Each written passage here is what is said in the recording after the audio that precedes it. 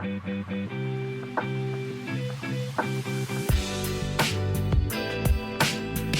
and welcome to Cooking Through the Collection. My name is Melissa, and I'm a librarian and home cook.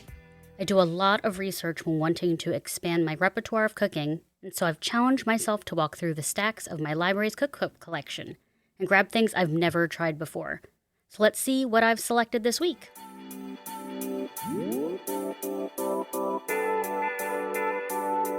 I had not planned what this episode's cookbook would be, so while I was researching, TechMouse44 on Instagram posted the following about the Aromas Ascend episode.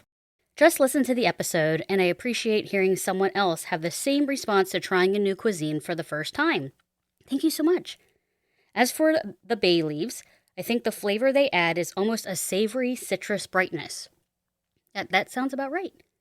If you can find the book Spiced by America's Test Kitchen, they do a really good job of explaining different spices and the flavor profiles of different spices and how the preparation affects the flavor. Well, thank you, TechMouse. Of course, I had to immediately go to the library catalog, and my library had Spiced by America's Test Kitchen.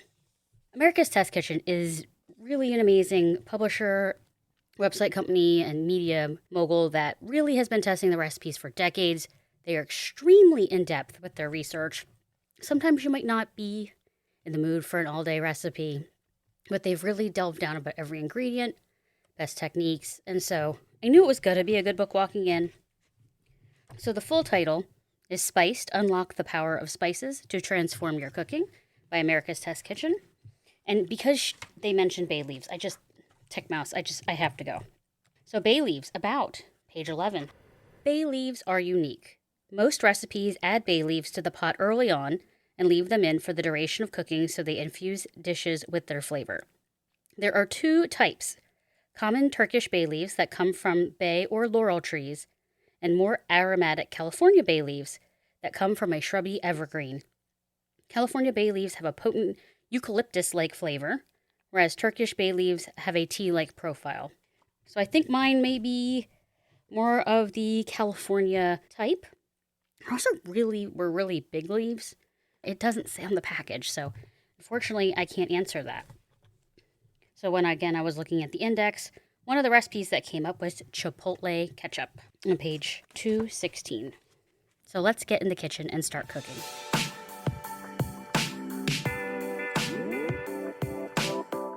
So I am going to be making the chipotle ketchup from page 216 of Spiced. We're going to wash our hands as always. Important steps. And there's a lot of spices today. This is one of those recipes that might be a little bit more of an investment of money to have these spices.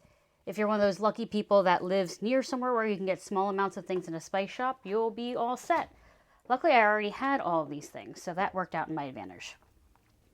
So it says, bundle the bay leaves, peppercorns, mustard seeds, cloves, cinnamon stick, and allspice in a cheesecloth and tie with kitchen twine to secure. Set aside. I could not find a cheesecloth, but I have these coffee filter bags, and that should work great, and I won't even need kitchen twine because it has a string. So we're going to start with 2 bay leaves. The ones I have are really large, so what I'm going to do is take a gigantic one and rip it in half and place it in the bag. And as you remember, we talked about bay leaves back in the Aromas Ascend episode. That's actually what inspired me to make this today. So get into the bag. We're going to close the container. 1 teaspoon of black peppercorns. The peppercorns I have are Kampot peppercorns. These are from the Spice House. It says Kampot peppercorns from Cambodia are strictly certified appellation of origin products, much as champagnes are. The red ones have a jasmine-like sweetness and subtle heat, but the black peppercorns harvested earlier have a spicy richness and intense flavor. So let's give them a shot. It says 1 teaspoon of black peppercorns. So we're going to take that and try not to spill them everywhere. So the next ingredient are yellow mustard seeds, which I have on hand for making other dishes. I don't remember what I got these for before. So a teaspoon of yellow mustard seeds. They're significantly smaller, so they're going to make even more of a mess. So let's try not to do that. A teaspoon of whole cloves. So I have a bunch of cloves. Also Spice House. Again, not sponsored, but I really do love their products. Cloves whole hand selected. Discovered in Indonesia's Spice Islands, cloves have long flavored the recipes of Asia, Africa, and the Middle East, as well as present-day baked goods everywhere. Slightly sweeter and more complex than the Indonesian variety, Sri Lankan cloves are hand-picked, yielding a plump, perfect shape ideal for studding hams or oranges. I did grow up in a household that studs hams. So that is a thing. So it says a teaspoon of whole cloves. So right now it's been pretty straightforward measuring out equal amounts of everything. Come out of the container. Obviously measuring cloves, since they're a completely different shape, a little bit more challenging. Okay, 1 cinnamon stick broken. I have some of those left over again from the Aromas Ascend episode. Korinche cinnamon, cassia sticks. Cut and washed with thick quills, our true cassia sticks are grade AA. These 4-inch sticks are perfect cocktail length and great in punches or eggnog. If allowed to dry, the quills can be reused 3 or 4 times. So it says 1 stick broken in half. These are quite long. As I recall before, it broke easier than I recalled. I'm still going to take a thinner one and have a half chance. There we go. And then a 1/4 teaspoon of allspice berries. Now, allspice is not all spices. It is one spice. I remember learning about that.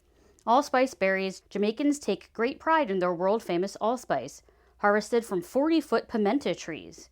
So named because of its reminiscent of clove, cinnamon, and nutmeg all at once.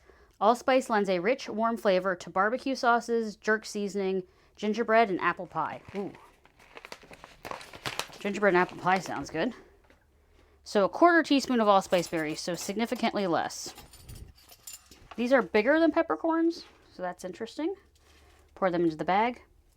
Okay, so then we're going to secure this cheesecloth, which will be pretty straightforward, though I can tell this is kind of a cheap bag, so I'm going to not push too hard on it. Secure it shut. I will tie a knot. Okay, so we finished part 1. Part 2, heat a Dutch oven and oil over medium heat until simmering. Add onion and cook until softened. Stir in tomato paste and garlic and cook, scraping the bottom of the pot until fragrant. Okay, I am going to mince the cloves. I had one of those silicone garlic peeler things. I don't know where it is. I've never quite gotten it to work the way it's supposed to, but it kind of looks like a cannoli shell, but it's silicone. And you're supposed to, let's try it. You place the clove inside and you roll it. You have to roll it more than you think you do. Hey, worked pretty well this time. Okay, so we're going to do that. Place the next one in. Oh, that sounded like I might have broken it. Maybe there were 2 cloves on that one. Okay, that one didn't quite work the same way. There was one of those little side baby cloves. So let's put it back in.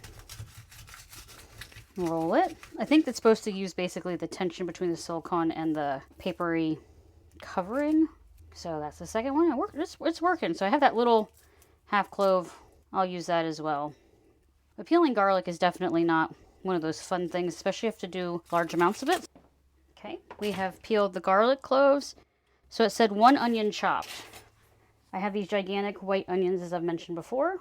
So we're going to cut it from root to stem end.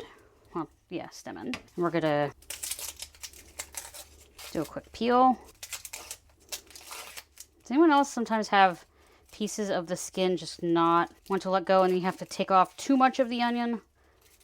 Not a fan of that. It does seem to happen, especially when the onions seem to be not of the best quality. So it just says chopped. So let's see if these onions today try to give me any grief on my eyes. I'm having this feeling they will, but if I turn on my exhaust fan, I think you're not going to be able to hear me. So we're going to look at what we got. I apologize if you hear some outside noises. We're doing a yard cleanup.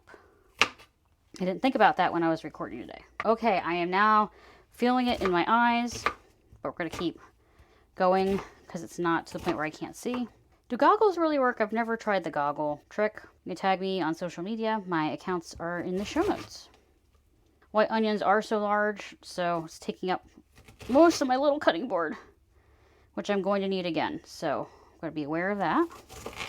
This is one of those recipes that it's going to have a lot of prep up front, but when it's done, it's going to be a lot more simple. After making all of these more intense recipes, especially the Vegan Baking Bible, which was 3 recipes in one, I am appreciating simplicity in my life. People are still raving about that passion fruit meringue pie. I made a second batch of the filling because I had all the ingredients, though I had to add a little bit of butter, so it's not vegan. I did warn everyone when I was making it again. So I'm going to move the onions over to a plate. The term at culinary school when you're prepping all of your ingredients in advance was called mise en place, things in place, which I really do appreciate that French term. So this is for the garlic. It needs to be minced, which is interesting since we're going to be blending it, but I guess the recipe really wants it to release its flavor. But yeah, I love garlic, lots of things, aggressive garlic. I'll even eat small amounts of raw garlic. This obviously will not be raw, it's being cooked. But yeah, a lot of people don't know that ketchup has so many spices in it. Some people say ketchup may be bland, but it's really not. And this ketchup, obviously, it's called Chipotle ketchup, will have a kick. My husband loves a spicy ketchup. We actually can get some at our local farm. They make spicy ketchup using their really good summer tomatoes. And you're probably going, Melissa, is it summer in New Jersey? No, it's not. And you're probably going, why are you going to do something with tons of tomatoes? Well, you can't just make things in season. So we're going to do, not necessarily cheap, but, you know, a well-known thing. Wash my hands again after all the onion and garlic, so I don't have that sticky residue. Dry the hands. Okay, this recipe is using a Dutch oven. Because we're using tomatoes, an enamel one is better. Clear the deck. Put it on the back burner, because as we've learned, the front burner is not quite powerful enough. Okay, so we have our garlic, we have our onion, we have our spice sachet. Heat oil in Dutch oven over medium heat until shimmering. So this is the back one. Medium heat on my stove is about 5. 1 tablespoon of vegetable oil. So in my household, we use canola oil. I know that some people use safflower or peanut. We don't have peanut allergies, but I didn't grow up using it. We're going to heat until shimmering, which is interesting because I don't think of medium shimmering, but we're going to do that. Add the onion and cook until softened, 5 to 7 minutes. And we're going to stir in the tomato paste. And the tomato paste is actually going to be a whole 6-ounce can of tomato paste. Tomato paste has a very concentrated tomato flavor, and it's a great way to add tomato flavor to something without really watering it down. And the cool thing is about most cans of tomato sauce, you can actually use a can opener, open the top.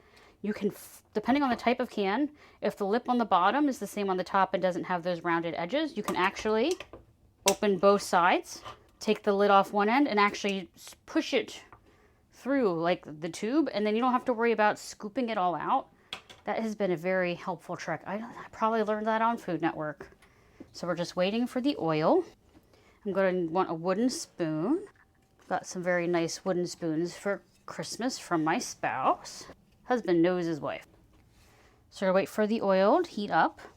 So I think we have some shimmering. So let's throw in some onion. This is, obviously we don't want this super hot, but we do want some heat so we get a sizzle. So we're gonna put in all of the onions as it says. Maybe I should have put the temperature up a little bit more, but sometimes I'm impatient in cooking and that's not always a good trait. So it says we're gonna cook until softened, 5 to 7 minutes. So we'll be back soon.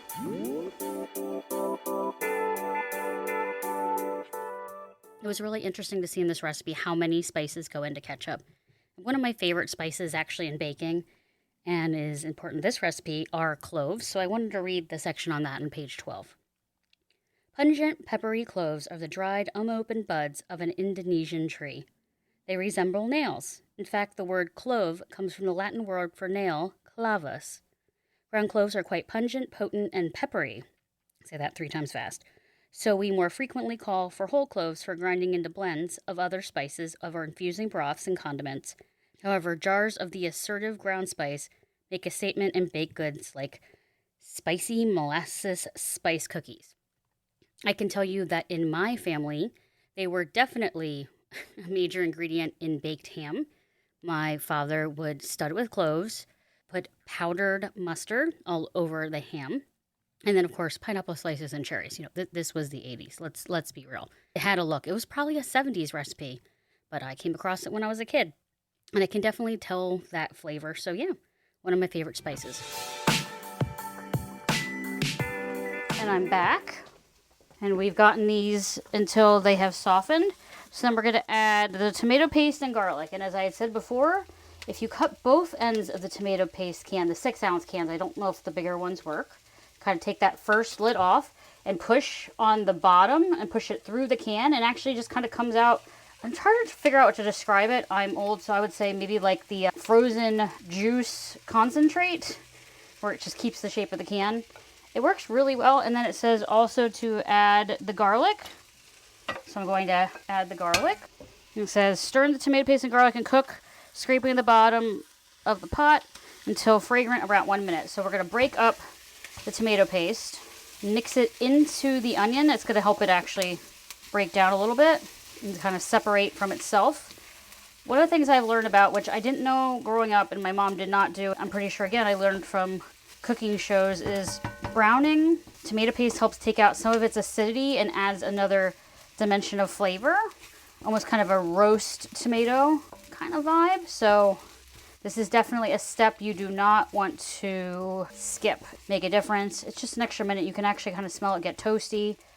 You also don't want to brown garlic too long because it will burn. I think because the tomato paste is in there, we'll have a little bit more time. I usually don't brown garlic by itself for longer than 30 seconds because I've had burning issues, but it says scrape the bottom because things will stick to the bottom and those can be very tasty bits. I know for some of the recipes at culinary school, they called that a fond, that bottom bit, and you want those bottom bits. With a wooden spoon, I don't have to worry about damaging my pot. As again, I said, I'm using an enamel cast iron, so I can be a little bit more careful about that. We've almost been a minute. I don't have one of those fancy Vitamix blenders. I just have old style Oster blender. It is a glass jar, not base, part. And what I've learned is because of my food allergies, it's a lot easier to clean this. It doesn't get etched over time. Making sure the blade's properly in it. And the gasket, I have a story about that. We were having cooking classes in home ec in middle school. And it was milkshake class. And I had trusted my co-students on my team to properly assemble the blender. Well, the milkshake went everywhere. What I learned is they had assembled the gasket and the blade in backwards into the blender. I can tell you that does not work. Don't do that. It explodes everywhere. You need that rubber gasket to make sure you have a seal. So it says we're going to transfer this mixture to the blender. So we're going to carefully turn the burner off for now. I know we're going to be using it again. And then I'm going to carefully place this. This is extremely hot. So that's also kind of a scary thing in a blender. Get as much of this in here because the onion is going to be getting blended, obviously, so we don't want chunks. I'm probably going to have a piece, but we're going to put it through a strainer, and I hope that will get any errant bits away. I kind of have a spoon that's got a little bit of a scoopy edge, which is working for this. Otherwise, I think you would probably need more of a spatula to get the pieces off. This pan, Dutch ovens are so heavy, I can't just kind of tip it and scoop. So it says add the chipotle. It's 2 tablespoons chipotle and adobo sauce. Chipotle is one of those really very intense but really lovely flavors. They are a pepper that's been smoked. I believe it's a jalapeno. I'll probably correct myself when I'm in my studio area. So this has a pull top lid. And then it's stored in what I believe is a tomato-based sauce. Very flavorful, but it goes a very long way. This is why this is a spicy ketchup. So we need 2 tablespoons minced. I'm guessing that's going to be 2 to 3. Yeah. I can already smell how hot these are. And I'm also worried about the heat. I'm not going to try to pull. You can't really pull the seeds out of chipotles because they're just so wet. And it's going to, of course, be everywhere. So I'm going to carefully wash my hands. So it's about 2 of the larger size chilies in the can. I am going to very carefully get under my fingernails and everything because I did have to pick them out. Maybe I should have used the fork. And also, it always comes in a can where you're going to need lots of it over time. You definitely don't want to keep it stored in the can. You should never do that with any object. So it says half of the tomatoes. As I said, we are not in summer. Tomatoes off season are gross. The story is my parents said because I grew up in the Garden State that I actually would not eat off season tomatoes at all. So our solution is to use canned tomatoes. I'm using whole peeled tomatoes because they're the least processed. Honestly, if you need to do a cheat of this, I'm sure a smaller cut will be fine. That will save you a lot of time. But I'm using the 2 cans. So I'm opening 1 can now. And it says they should be cored and chopped coarse, which is interesting because that means I could have used the smaller amounts. I'm going to cut them into quarters and place them in the blender. This blender is going to be extremely full. So this is why I can tell it's telling us to do this in smaller batches. I may not even put them all in. The peeled tomatoes are already going to be nice and flavorful because they've been picked at the height of season and steam packed. This is a good off-season solution. My husband has made regular ketchup out of cherry tomatoes in a slow cooker, and it's absolutely delicious. But we got a few more months until that's going to be an option for us. I love tomato season in New Jersey. Corn and tomatoes. I make a corn and tomato salad. Very simple and straightforward, and it's absolutely wonderful.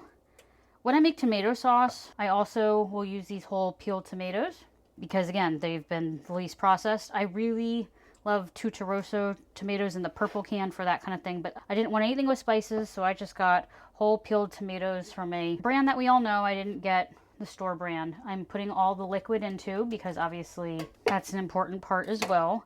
I also have some of the extra juice from the cutting board, so I'm going to pour that in and not waste it and also not have it all over my counter.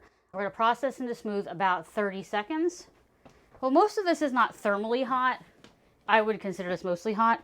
When you're closing a blender and you have a hot item, you do not want to have the lid completely shut off. Like if you have the center hole for pouring in, you want to have that open so you have a chance of letting the steam out because it will explode and then you will get burned. I'm going to run this for about 30 seconds. I might have to run it a little bit longer. I'm going to start on low and work my way up.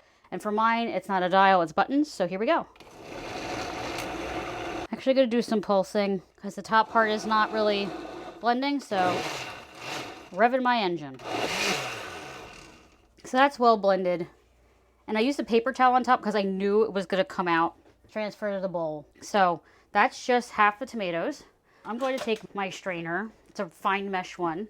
I use it for straining lots of different things and rinsing grapes and stuff because it doesn't have large holes. So I'm going to take the blender off the base. We're going to scrape off as much as we can. And then I'm going to pour all the stuff that I worked at into the strainer and kind of scrape the bits I can. I'm going to put that back onto the blender, make sure it locks because, again, blender misassembled, bad things happen. So then we're going to blend the other batch of the tomatoes and we will be right back. So I am back. I'm going to put the rest of the tomatoes into my strainer. If you have a small strainer, you might need to wait and do this part. Mine's pretty large. I think everything's going to fit. I'm going to pour all that out into my strainer. So this is where they said there's a bit of a challenge. Working in batches, see, I should have probably not put it all in. See, read ahead. Didn't read ahead. Working in batches, strain puree through fine mesh streamer set over now empty pot, pressing firmly on solids with ladle to extract as much tomato pulp as possible.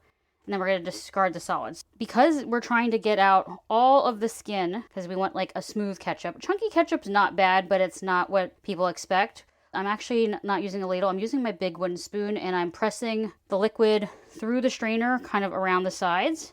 And I can see it actually coming through. And this is going to take some time. This is patience. The other thing you can do is if you're kind of, pressing it against the sides, you're going to have to really rinse this strainer off when you're done because there's going to be a lot embedded in it.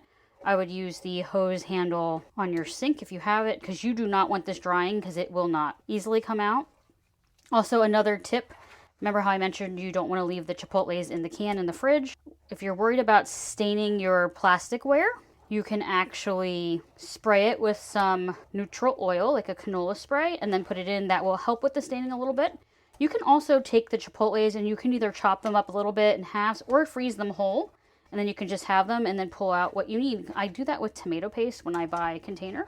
I measure it out in tablespoon amounts because that's usually closer to the volume that I use in a recipe. If you don't use tomato paste a lot, that's a really good plan. Otherwise, I would get the tubes and get a good Italian brand of the paste in the tube. So I picked up the strainer now with its handle. We're now into more of the solids, so you should use a little bit more pressure as the recipe suggested because now you're pushing through, getting more of the tension of the solids. Since there's no skins on this, this is why you would want to get as much of the skins that you can. Luckily, these tomatoes were already peeled. If you're using fresh ones, there's definitely going to be more pulp in your strainer.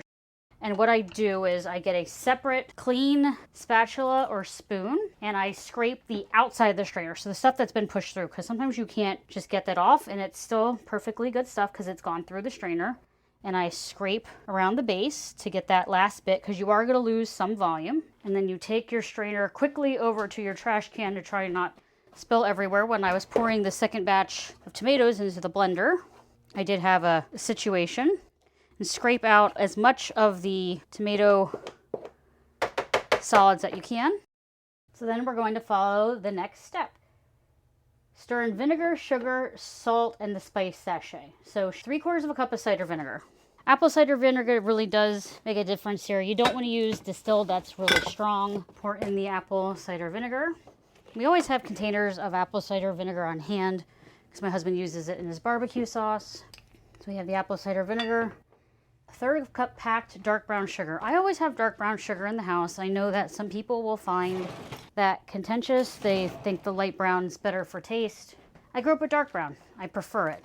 This is a case where I don't think it's going to make that much of a difference.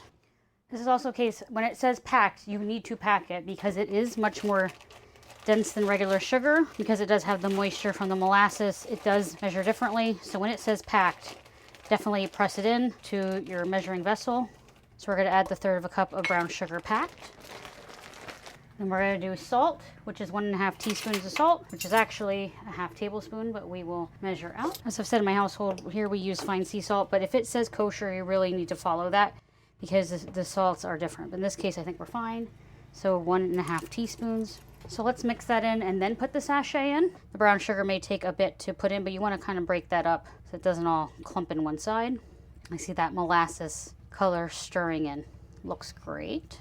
Ketchup is really a much more complex thing than people realize. I don't know if the equivalent ketchups in other countries are. I know in the Philippines they have banana ketchup. There's actually some really cool articles about the woman who invented it. There was a taste gained during World War II, but they don't have tomatoes there, so she found a way to make it with bananas. And I have never tried it. I am allergic, as I've mentioned before. So unfortunately, I never get to have the chance to do that. So we mix that in. We're going to add in that sachet that we made earlier, and I'm going to try to press it down so it's submerged. Go in. We're going to bring it to simmer on medium. I'm going to put mine a little lower because with enamel cast iron, mine gets hot and it really retains the heat, which is one of the advantages of using the Dutch oven and cast iron. And we're going to say, wow, until the mixture has thickened, darkened in color, and reduced to about 2 cups. There's probably 6 cups in there. That's a huge reduction. But then, ketchup is this kind of more thick thing. So we're going to come back in about 30 minutes to an hour when it's reduced to 2 cups. So once we have this really thickened up, it's going to continue thicken as it cools actually. We're going to discard the spice sachet and let it cool slightly. As we said, Dutch ovens really keep their heat for a long time. And then we'll transfer it to an airtight container and refrigerate until chilled. About 1 hour. Ketchup can be refrigerated for up to 2 months. With all the vinegar and sugar, things don't grow in it as well. So once we're all done that, we will come back and give it a taste. Now you're probably wondering, what potato is Melissa going to put ketchup on? There are many types of fried potatoes, as we know. I love most of them, but I will choose one fried potato format that is my favorite and definitely a conduit for ketchup for me. I know not everyone's a fan, but my husband and I really are, and that is the tater tot.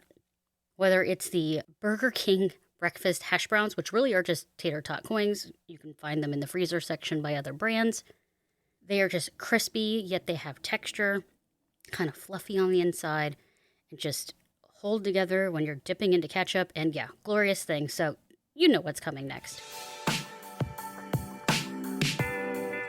So this is Chipotle spiced ketchup. I know that we've bought spicy ketchup before, and you are a fan. Yes, I am a very big fan of spicy ketchup, so I'm looking forward to trying this. This made a lot of ketchup, so hopefully we like it. Yeah, I'm sure it's tasty. So the first way we're going to taste it is on an Impossible Burger. Yes, we're not vegetarians, but we decided to get Impossible Burgers this week because it's just different change of pace. Okay, let me know what you think. It's good. How spicy is it? Well, as we've discussed before, I have a spicier palate than you, so I could have definitely taken it up a notch or two, but it's definitely there. You can definitely taste the spice in there. It's Okay. good. Okay, and then we're going to try it on our favorite fried potato product, That's tater right. tots. Tater tots. Some ketchup on there. That's good. Let me get a second bite. So we have a sample size. The ketchup is full of flavor. It's got that tomato and that sweetness that you want out of a ketchup. Like I said, I think I could have used it a little bit spicier, but I like things spicy. So for something to register for me as spicy, I think it has to be really spicy. It's definitely there, but I could use a little bit more of it personally. I know that you may disagree, and this might be perfectly spicy for you. So it's hard to tell. It's hard to tell on the Impossible Burger for me. Right. I can tell that it's not just regular ketchup, so I definitely need to try it with the tot. Or not lose the tot in the ketchup. Oh my word. Try not to. Okay. I've lost the tot. I've lost. Oh, no, way too much. Way too much. Let's try this again. These tots are falling apart. Oh, that definitely has a kick. It definitely has a kick. I know you probably want something super hot, but this is definitely... If I had made this hotter, I don't know if I could eat it. I understand. That's why whenever I say I could use it spicier, I also say that with the caveat knowing that I like things spicy and you like things less spicy. Okay, so this made a lot of ketchup. Are you looking forward to eating it, or should I take some to my coworkers? So let's eat as much of this as possible. This is good ketchup. Okay, I also agree.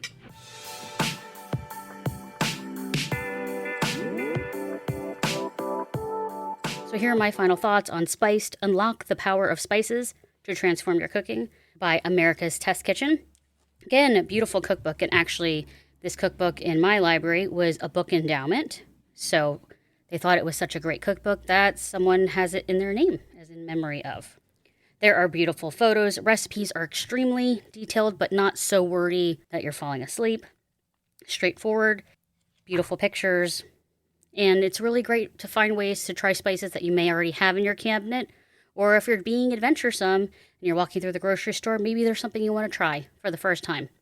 If I was going to borrow it or buy it, I would definitely buy this. I have other America's Test Kitchen cookbooks. I do find them really as good resources.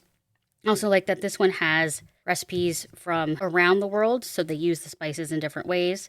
So you can give something a try, and whether it's a different type of cuisine or something you're familiar with, you just want to make a better recipe. Thank you for joining me on Cooking Through the Collection. If you enjoyed this episode, please consider subscribing, leave comments and reviews on any of your favorite platforms. Again, thank you, TechMouse, for this recommendation. You can visit the website for more information at cookthecollectionpod.com. Follow me on Instagram or Facebook at cookthecollectionpod, or on Twitter at cookcollectpod. Thank you so much for joining me for this episode, and happy cooking.